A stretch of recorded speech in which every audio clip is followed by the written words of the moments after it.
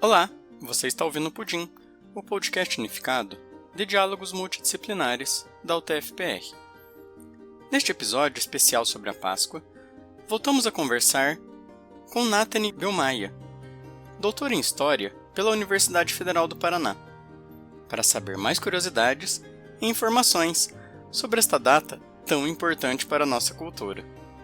Em seus trabalhos de mestrado e doutorado, ela analisou as origens e características da festa da Páscoa, tanto no judaísmo quanto no cristianismo, e também a mistura cultural, que nos leva a ter elementos como ovos de chocolate nesta época do ano. Olá, muito obrigado por aceitar este nosso convite. Eu começo com a pergunta: quais são as principais tradições religiosas da Páscoa? Pergunto tanto da Páscoa judaica quanto da Páscoa cristã. Olá! Bom, eu poderia responder essa pergunta de várias formas, já que existem tantas tradições quanto diferentes grupos cristãos ou judeus. Cada grupo religioso pode ter as suas especificidades e motivações de celebração da Páscoa, por isso eu vou dar uma ideia bastante geral.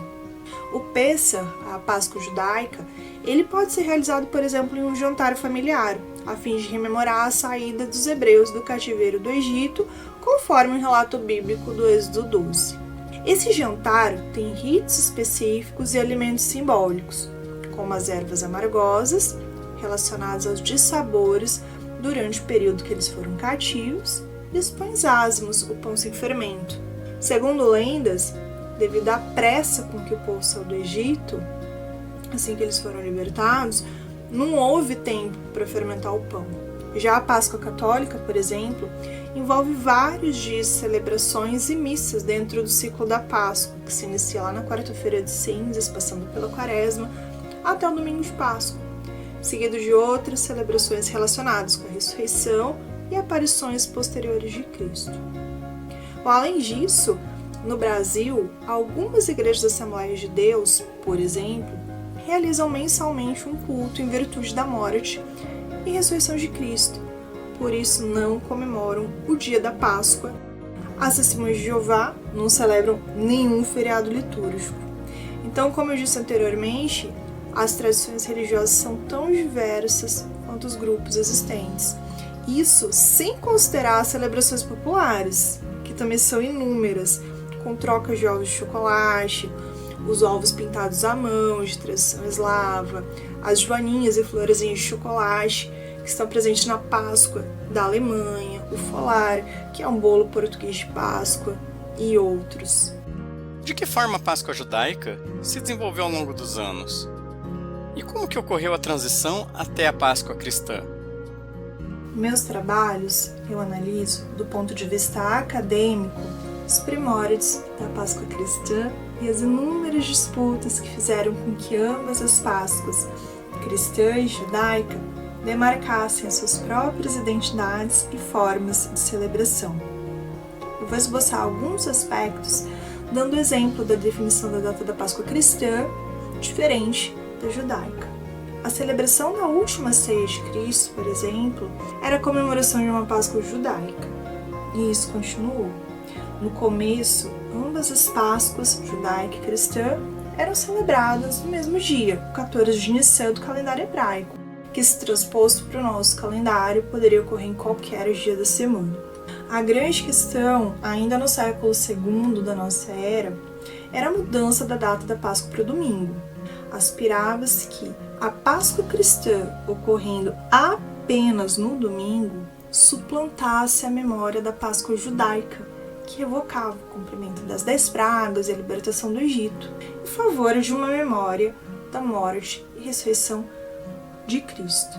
No entanto, nós temos o exemplo, ainda no ano de 664 da nossa era, no Sínodo de Whitby, que estava discutindo sobre o dia correto da celebração da Páscoa. É preciso compreender que as igrejas cristãs não eram unificadas ou detinham as mesmas práticas homogeneizantes como a Igreja Católica tenta fazer atualmente. Foi um debate bastante complexo até chegar à datação atual da Páscoa Católica e depois para diversas igrejas aderirem a essa datação. cada igreja cristã, católica ou não, teve o seu tempo para entrar em conformidade com as outras quanto a essa data. E isso levou séculos.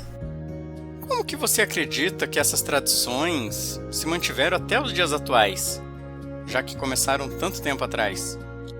Eu acredito que as tradições religiosas se renovam sempre nas práticas do presente, daqueles que evocam narrativas do passado ou daquilo que se considera como passado dentro do universo de crenças e as trazem para o presente.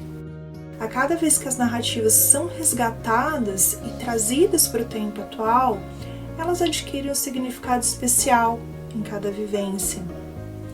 O fato de cada grupo religioso ou pessoa acreditar que o conteúdo de fé faça sentido para si é o que, para mim, pode ser um fator que as fazem participar na reprodução de práticas e tradições, não deixando com que elas se percam no tempo. Além disso, enquanto historiadora, eu acredito que cada geração pode dar uma interpretação diferente para os relatos invocados, tanto no Pêssar, a Páscoa judaica, o êxodo dos hebreus do Egito, quanto da Páscoa cristã, que celebra a ressurreição de Cristo. As pessoas ou os grupos religiosos podem enfatizar um ou outro aspecto da narrativa, dependendo do momento. No meio cristão, por exemplo, se o contexto, por qualquer motivo, demandar falar de crueldade, pode-se enfatizar as agruras da crucificação. Mas se for preciso, naquele momento, falar de perdão, pode-se focar na redenção dos pecados feita por Cristo quando crucificado. Então isso reatualiza e dá sentido sempre a uma narrativa do passado no presente e contribui para a manutenção de práticas. Então, pela sua resposta, cada geração teria sua forma de interpretar os relatos dos textos. E você trouxe um exemplo do cristianismo. Teria outros exemplos? Hoje, por exemplo, a escravidão não é mais aceita, é criminalizada. Mas houve um período no qual essa prática era tida como elemento corrente, normalizada socialmente. Depois de um grande processo, nós consideramos hoje a escravidão como algo abominável. Então esse é um olhar atual, diferente de 500 anos atrás. Então, entre as gerações, mudam as tecnologias, a educação, os valores e a forma como as pessoas pensam. Por isso, o modo como nós interpretamos aquilo que nós recebemos das tradições muda também. Quantos relatos bíblicos passaram do oral para o escrito, sequer existiu chocolate, por exemplo? Então, como é que essa troca de ovos é vinculada ao discurso religioso? Então, alguns afirmam que os ovos podem representar o renascimento de Cristo, o Cristo ressuscitado, renascendo para uma nova vida. A capacidade das pessoas darem sentido no presente para aquilo que elas recebem é o que contribui para manter uma tradição viva ou sempre revivificada. E para você, qual que é a importância de manter essas tradições vivas até hoje? Acredito que manter tradições como a Páscoa e outras comemorações pode ser importante em nível individual e coletivo. Em nível individual, esses momentos de celebração podem levar as pessoas a reforçarem as suas próprias crenças e refletirem sobre aquilo que se considera importante e faça sentido dentro da sua própria fé e seus valores. É importante se perguntar sempre: o que eu posso aprender com o êxodo do Egito, que faz parte do Pêssar, a Páscoa judaica, ou com a morte e ressurreição de Cristo, que dá sentido à Páscoa cristã? Quais aspectos dessas narrativas dialogam com a forma com que eu penso, com as minhas vivências, com os meus problemas, com o que eu passo?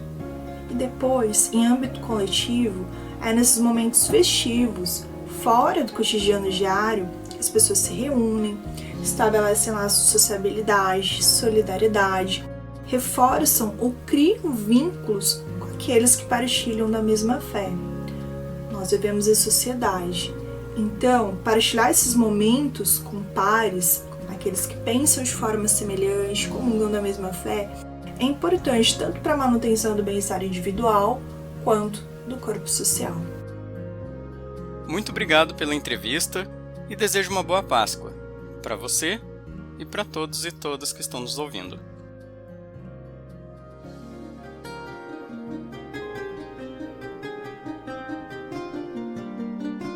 Este foi um episódio do Pudim, o podcast unificado de diálogos multidisciplinares, um projeto de extensão da UTFPR, editado por Cássio. Músicas utilizadas: Might Magic, de Alexander Nakarada, disponível em soundcloud.com, e It's Easter, de Zitron Sound, disponível em bandcamp.com. Para saber mais informações sobre o projeto deste podcast, visite nosso site pudim.cp.utfpr.edu.br. Até a próxima